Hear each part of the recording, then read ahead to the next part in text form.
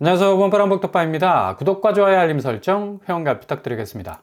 답없는 트럼프 관세 전쟁이 계속적으로 연일 지속이 되고 있고요. 이런 어떤 관세 정책 때문에 경제 전반은 불확실성에 빠질 수밖에 없는 거고, 가뜩이나 이 자본시장 힘 못 쓰는 나스닥, 뒤로 가는 빅테크 기업, 미국의 이 경제 전반을 이끌었던 쌍도마차와 같은 역할을 했던 곳들인데 여지없이 지금 꼬라박고 있죠. 상대적으로 이 한국 증시 어떻게 될 것인가? 강세장이라고 하는데 이거 강세장이라고 보기에도 좀 그렇죠. 지금 한국 시장은 기본적으로 이 썰물 밀물이 하루 단위로 지금 이거 해외 자본이 들어왔다가 빠지는 그런 어떤 추세를 보이고 있기 때문에 애써 이걸 이 낙관적 전망으로 보기에는 굉장히 리스크가 크다라고 볼 수가 있겠습니다. 미국 2월 도매 물가, 그러니까 PPI 지수죠. 생산자 물가 지수가 그래도 좀 안정적으로 나왔습니다. 그럼에도 불구하고 이 나스닥이 이걸 호재로 받아들이지 못했던 이유는 바로 관세 불확실성, 그리고 경기 침체 불안, 이것 때문에 가중이 될 수밖에 없다라는 얘기죠. 이런 어떤 이유 때문에 전날 1% 이상 반등했던 나스닥은 장 막판 그냥 낙폭을 나이아가라 폭포야 그냥 쫙쫙 쏟아내고 있는데 2% 가까이 떨어졌습니다. S&P 500 지수와 다우 지수 모두 뚜렷한 반등 없이 계단식으로 하락세를 이어갔다는 얘기죠. 호재는 분명히 지금 미국 전반에 있어서 이 골드락스를 달렸던 작년 하반기의 어떤 경제 지표를 그대로 끌고 가고는 있어요. 굉장한 어떤 자본시장의 반등 요소가 될 수가 있는데 이게 지렛대가 되지 못하고 부러질 수밖에 없는 게 계속적으로 관세 드라이브를 거니까 이게 자본시장에서 이게 예측이 안 되는 거라. 그러니까 당연히 어떤 공포지수가 확대될 수밖에 없는 거고요. 2월 PPI 전월 대비 보합 수준이었습니다. 지금 계란값이 미국도 난리가 났죠. 53.6% 급등을. 이제 후라이도 못 해먹을 미국 사람들 하루에 이 계란 적어도 한 6개 정도는 먹는다고 그러잖아요. 그만큼 우리는 그 군대 가면 짬밥 순으로 이렇게 얼마만큼 먹었냐라고 이렇게 따지는데 미국은 계란을 몇 개 먹었냐? 이렇게 따진다고 그러더라고요. 그만큼 이 미국인들과 뗄래야 뗄 수 없는 이 계란값은 엄청난 어떤 이 물가 체감도를 줄 수밖에 없다는 얘기입니다. 그럼에도 불구하고 PPI가 선방을 했다는 얘기입니다.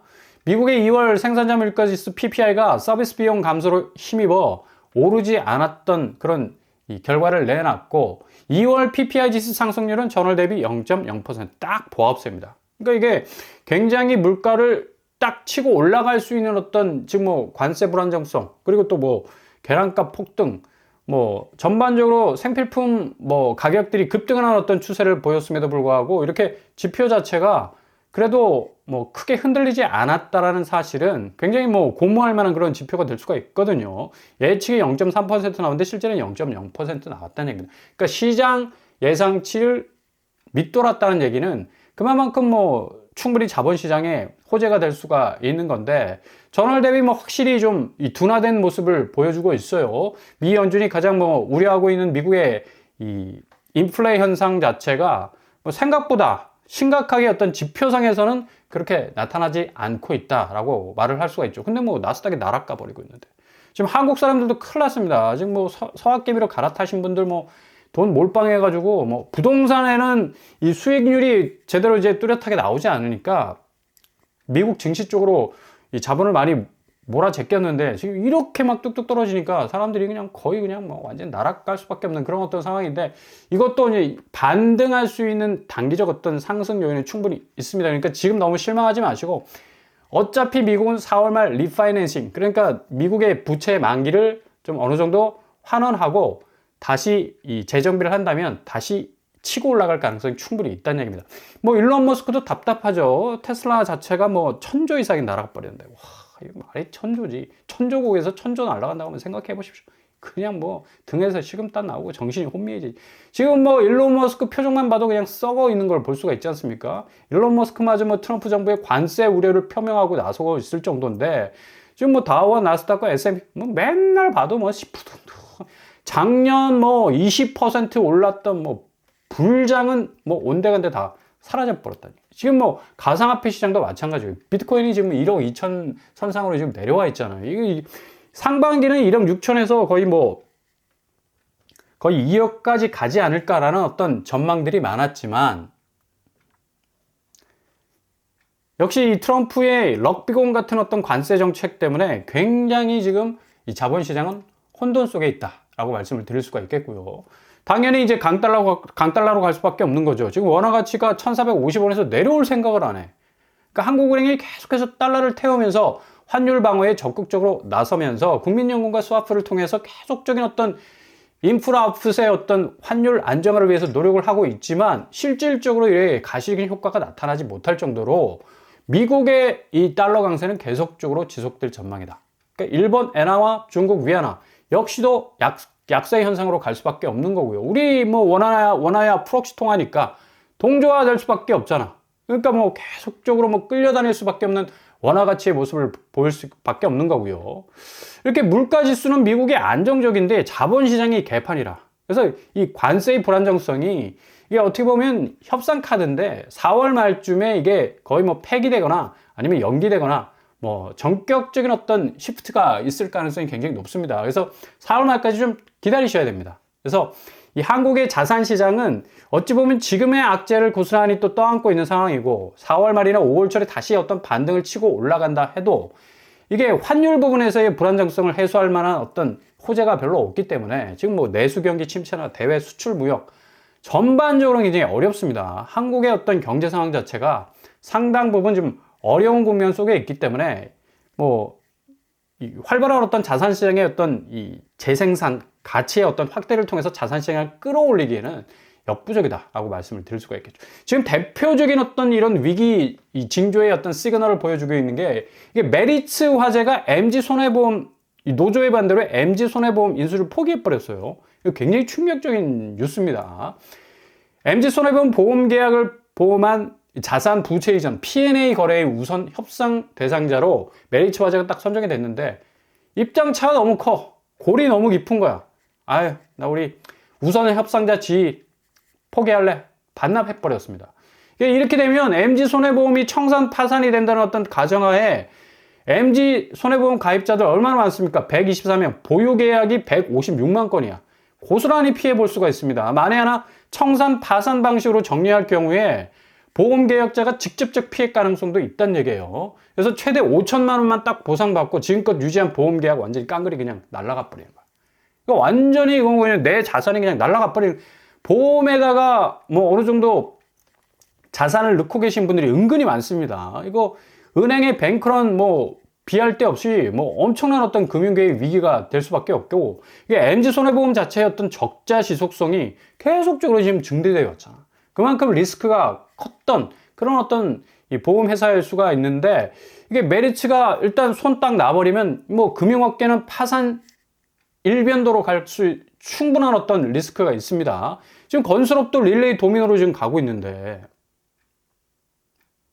지금 신동아건설, 대저건설, 그리고 뭐 얼마 전에는 이 벽산블루민까지 지금 기업 회생 절차에 들어가지 않았습니까? 전방위적인 어떤 파산 위기가 완전히 진짜 점점 목을 조여오듯이 좁혀오는 것을 볼 수가 있어요. 그래서 자본시장이 이렇게 선제적으로 휘청거리면 자산시장, 아파트값 지금 뭐 단기적 상승이다, 뭐 서울 다시 오른다, 뭐 강남상고 토제 해제로 신고가 최고가 뭐 상승가가 나왔다, 막 설레발들을 치고 있는데, 이거 기본적으로 깔려있는 밑불은 지금 꺼져가고 있는데 어디서 지금 뭐 산불 났다 그러고 뭐 완전히 화염이 막 용광로처럼 끓어오르고 있다고 말을 하는지, 이거 자칫해서 이게 오판하면 큰일 납니다. 그래서 잘 들여다 보셔야 되겠고요. 지금 당장에 지금 코스피 시장도 2,500선을 지금 못 넘고 있잖아요. 지금 외국인이 오늘도 1,600억 지금 장 개장하자마자 빠지고 있습니다.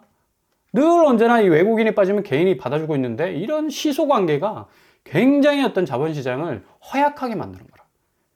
해외 자본이 일단 들어오면 좀 진득하게 좀 뭔가 좀 이 자본의 흐름을 만들어줘야 되는데 그렇지 못하다는 얘기죠. 계속적으로 썰물처럼 빠져나오고 밀물처럼 들어오는 그런 어떤 상황 속에 있다 보니까 이 건설사도 지금 자금 경색에 걸려가지고 일단 법정 관리에 들어가고 있지 않습니까? 4월 위기가 아닙니다. 지금 당장 이게 어떤 파산 현상이 지금 나타날 수 있는 그런 이 상황으로 가고 있고요. 벽산블루밍, 벽산 엔지니어링 법정 관리 신청을 했어요. 건설업계의 불안감은 뭐 최고조일 수밖에 없겠고, 지금 뭐 부채 지수가 굉장히 높은 어떤 이 건설업계 이 많은 어떤 현장에 있는 이 건설 관계자들은 상당 부분 앞으로 도미노식으로 건설업계가 무너질 가능성이 높다라는 전망도 내놓고 있습니다.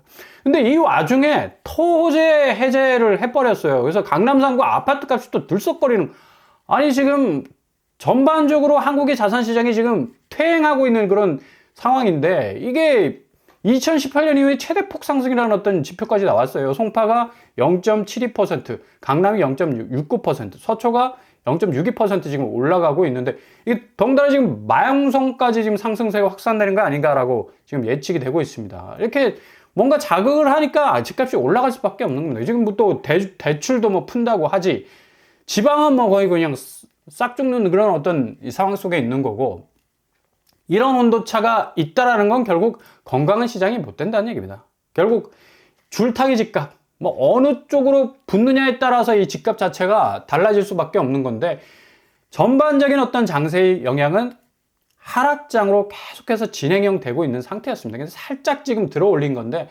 아슬아슬한 장세고요. 지금 다 빠져나가는 갯벌 장세라고 분명히 볼 수가 있겠습니다. 왜 강남만 의도적으로 올리겠는가? 이 부분도 좀 문제가 될 수밖에 없는 거고, 이렇게 지금 집값 자체가 온도차가 크게 벌어지게 되면 앞으로 강남이 살짝 올랐다가도 뭐 전반적인 어떤 하방 압력을 이기지 못해서 같이 동반해서 엄청난 폭락으로 뭐 그냥 골로 갈 수 있는 어떤 자산시장의 대조정기를 겪을 수도 있다는 얘기입니다. 지금 실질적으로 서울 실거래가를 보더라도 뭐 강서구, 동작구, 서초구, 성북구, 서대문구 중심으로 해서 일주일 거래 상간에 3억 7천, 3억 6천, 3억 4천, 3억 3천, 대부분 3억 이상 지금 떨어지고 있잖아요. 그만큼 하락 파이가 계속적으로 실질적인 거래 현장에서는 커지고 있다. 전세가 역시도 마찬가지고요. 10억 이상 계속적으로 이 하락세가 유지가 되고 있어요. 그만큼 지금 역전세난을 걱정해야 할 만큼, 전세가는 실질적으로 지표상으로는 뭐 살짝 오른다고 하지만 실제로 급매로 거래되는 이 급하게 거래되는 전세가 역시도 굉장히 좀 출렁거리고 있는 모습을 고스란히 볼 수가 있습니다. 그래서 이 와중에 그냥 급한 마음에 아우 내가 또 벼락까지 되는 거 아닌가 라는 어떤 공포 심리로 다시 내가 뭐 무리하게 대출 받아서 집을 산다? 상당한 리스크를 초래할 수 있습니다. 그래서 늘 틈새를 보시라. 이번에 판교에서, 판교밸리 여러분 아시죠? 뭐 테크노밸리가 뭐 중점적으로 이렇게 여기가 포진되어 있어서 아파트가 딱 들어서면 상당히 뭐 산업단지를 물고 있기 때문에 이 삼성반도체나 뭐 이 동탄과 뭐 이 화성 쪽, 그리고 뭐 용인 쪽하고 좀 다른 개념이죠. 여기는 IT 쪽이니까 판교밸리 자인데 포레자입니다. 여기는 공공분양을 했던 곳입니다. 판교밸리 포레자이, 일주문이도 뭐 굉장히 좀 공공분양임에도 불구하고 그렇듯하죠. 민간 분양 냄새가 솔솔 풍기는데 여기 가격이 5구제곱이 4억대에 나오게 될 겁니다. 그러니까 지금 주변에 있는 뭐 시세를 보시면 30평대가 12억 2천인데 뭐 20평대로 따지자면 뭐 9억에서 한 10억 정도 되겠죠. 전세가도 30평대가 6억 정도 되니까 아마 거의 4억대 수준에서 전세 보증금 확보할 수 있을 가능성 높겠고요. 이게 뭐 5구제곱 그래도 뭐 평면도가 상당히 알뜰하게 잘 나와 있고, 또 평면도 역시도 단지 배치도 역시도 뭐 숲세를 끼고 있는 그런 어떤 이점을 가지고 있어서 상당히 또 이 판교밸리라는 어떤 입지에 유리함을 가지고 있는 단지라 볼 수가 있겠습니다. 그리고 여기 또 민간 분양 또 한 군데, 판교밸리 포레자이가 아니라 포레를 탁 빼야 돼. 판교밸리 자이. 여기도 작년인가 재작년인가 한번 무슨 얘기가 나왔었는데 또 잔여 물량 나올 예정입니다. 여기는 좀 민간 분양이라서 분양가가 좀 비싸죠. 8억 5,600만 원. 확장비 297만 원. 계약금 10%라서 한 1억 정도면 뭐 그래도 어느 정도 이 승부를 볼 수 있지 않을까라고 생각을 할 수 있겠는데요. 여기도 뭐 매매가가 12억 2천, 그리고 전세가가 6억 5천 정도 되기 때문에 그래도 잔금 치를 때는 살짝 전세보증금으로 도움을 받을 수 있는 그런 곳이라 할 수가 있겠습니다. 뭐 일단 입지는 뭐 굉장히 좋죠. 강남 접근성 뭐 판교에 뭐 알아주는 거고, 수서역 방면 뭐 뚫려 있는 거고요. 그리고 뭐 송파 접근성도 괜찮은 곳이고, 판교역하고는 뭐 기본적으로 좀 멉니다. 그러나 뭐 이 자차 이동 이 입지가 워낙에 좋기 때문에 여기 또 한번 들여다보시면서 기회를 노리시는 것도 좋을 것 같네요. 84제곱은 판상형으로 구성이 되어 있고요. 그래도 뭐 자이 평면이라서 상당히 알차게 알뜰살뜰 잘 구성이 되어 있는 것으로 보입니다. 아무튼 지금 상당히 부동산 시장 어수선합니다. 잘 들여다보시면서 판단하실 수 있길 바랍니다.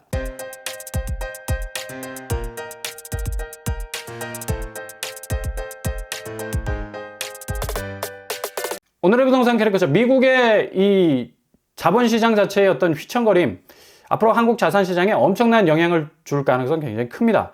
이걸 잘 극복을 할 방법, 최대한 손실을 줄이는 거고, 초기 비용 뭐 많이 나가지 않도록 대출 많이 안 받는 게 장땅이에요. 그래서 그 부분들 염두에 두시면서 지금 혼란스러운 있던 이 경제 모든 기저의 현상들을 너무 뭐 복잡하게 보지 마시고 단순하게 딱 지켜보시고 가시면 됩니다. 일단은 지금 들썩거리는 집값은 신기루다. 거품이 많이 껴 있습니다. 그러니까 너무 동요하지 마시고 차분차분하게 접근하시면 좋은 루트를 발견하실 수 있을 겁니다. 오늘도 응원합니다. 항상 여러분의 길이 꽃길만 되실 수 있길 바랍니다. 뻔뻔한 복tuk발 마치겠습니다. 구독과 좋아요 부탁드립니다. 감사합니다.